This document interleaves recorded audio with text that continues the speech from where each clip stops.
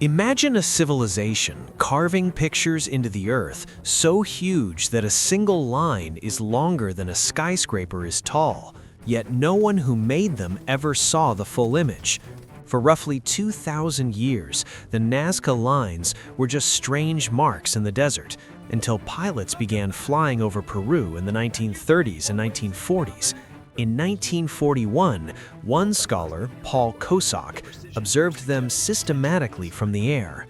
He looked down and realized he was flying over a giant hummingbird, a spider, a whale, and something disturbingly similar to an astronaut. So why did an ancient people build massive art that only the sky could see? I'm not here to tell you aliens definitely built the Nazca Lines. I'm also not here to pretend it's all neatly solved.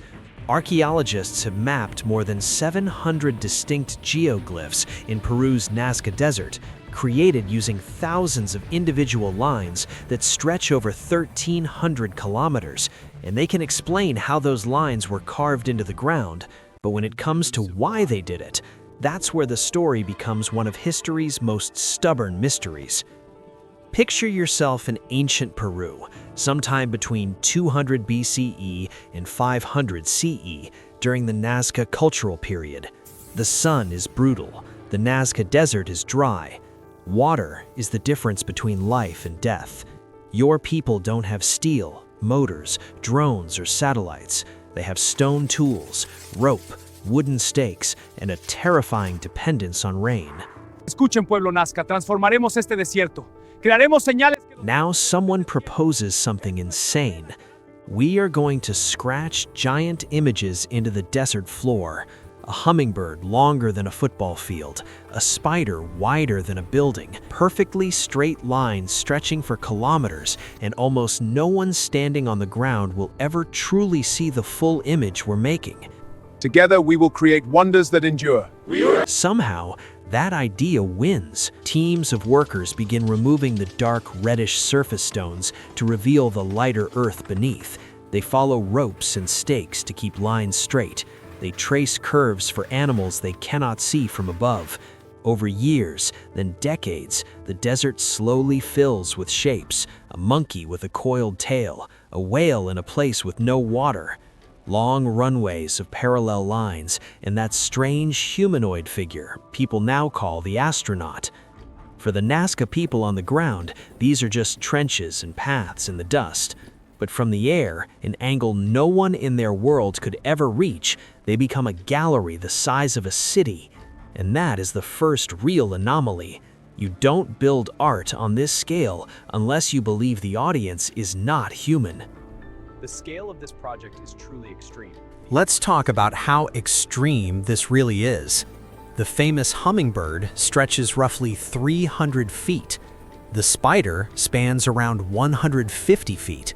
And these aren't rough sketches.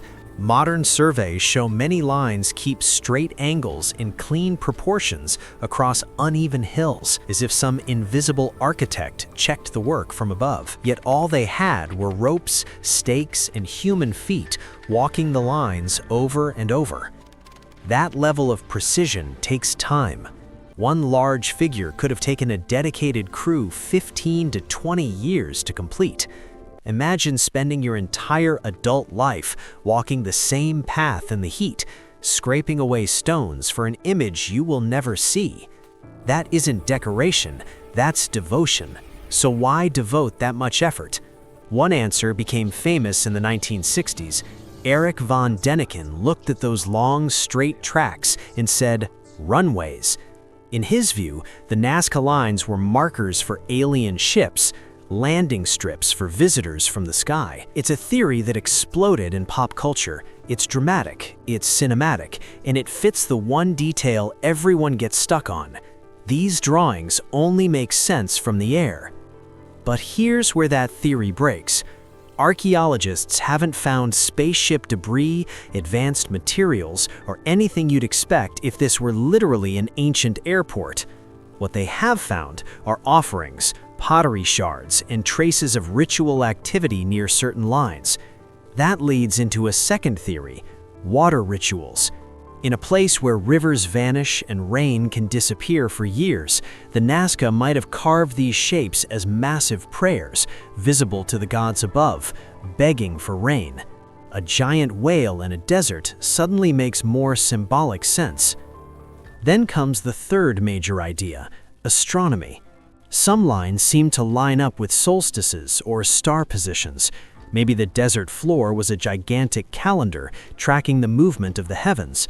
That would explain the straight paths pointing to horizons and key celestial events. Here's the problem. Each theory explains part of the puzzle and fails at another. Alien runways explain the scale, but ignore the lack of physical evidence. Water rituals explain the religious motive, but not why the images had to be so large. Astronomy explains some alignments, but not the animals, the astronaut, or the sheer number of lines. And that leaves us with the most uncomfortable possibility. The Nazca didn't build this for practical reasons at all. They weren't trying to land ships, schedule crops, or design maps. They might have been trying to be seen by something or someone they believed was watching from the sky, even if no human eye ever saw the full picture. Take a second and let that sink in. Generations of people living in a brutal desert, choosing to spend precious time and energy on art they couldn't fully look at. By our standards, that almost sounds irrational. Why not build more canals, more storage, more defenses? But look closer, and it stops being irrational and starts feeling familiar. Because humans do this all the time.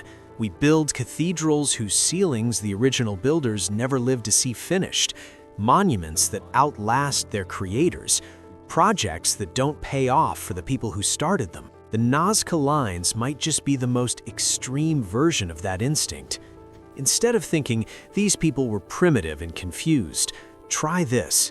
They were so convinced that the sky itself was alive, watching, judging, that they turned 50 kilometers of empty desert into a message, not to impress tourists, not to trend on social media, to communicate with something they believed was listening. So maybe the real question was never, did aliens build the Nazca Lines?